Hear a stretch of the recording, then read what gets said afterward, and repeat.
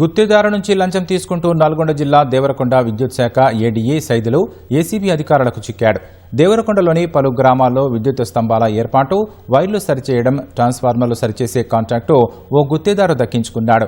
ఈ పనులకు సంబంధించి 10 లక్షల బిల్లు చేయడం కోసం సైదులు 30,000 లంచం డిమాండ్ చేశాడు. దీంతో ఆ గుత్తేదారు నల్గొండ ఏసీబీ అధికారులను ఆశ్రయించాడు. వారు ఇచ్చిన సూచనలతో ఏడీఏ కార్యాలయానికి వెళ్లిన గుత్తేదారు 30,000ను సైదులకు అందించాడు. పక్కా ప్రణాళికతో ఏసీబీ అధికారులు సైదులను అదుపులోకి తీసుకుని నగదును రికవరీ చేశారు. అనంతరం ఆయన నివాసంలోనూ తనిఖీలు నిర్వహించారు. ప్రభుత్వ పనుల్లో ఎవరైనా లంచం డిమాండ్ చేస్తే భయపడకుండా ఏసీబీని సంప్రదించాలని డీఎస్పీ జగదీష్ సూచించారు.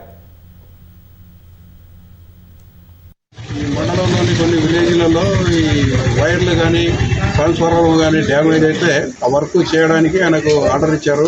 ఆ బిల్లు ప్రాసెస్ చేసే క్రమంలో ఆ 10 లక్షల సుమారు 10 లక్షల బిల్లు ప్రాసెస్ చేసి పైకి ఫార్వర్డ్ చేసి శాంక్షన్ చేపించడానికి 3% అంటే 10,30,000 ఏసీబీ ఆఫీసులో కంప్లైంట్ ఇస్తే ఆ కంప్లైంట్ పైన మేము విచారణ జరిపాము. ఆ విచారణలో కంప్లైంట్ కాంట్రాక్టర్ను పిలిచి లోపల బిల్లులో ఎన్ని చూసిన తర్వాత ఆ 30,000 ఆయన తీసుకున్నాడు. తీసుకున్న తర్వాత బయటకు వచ్చి మా పార్టీని చూసి పారిపోవడానికి ట్రై చేశాడు.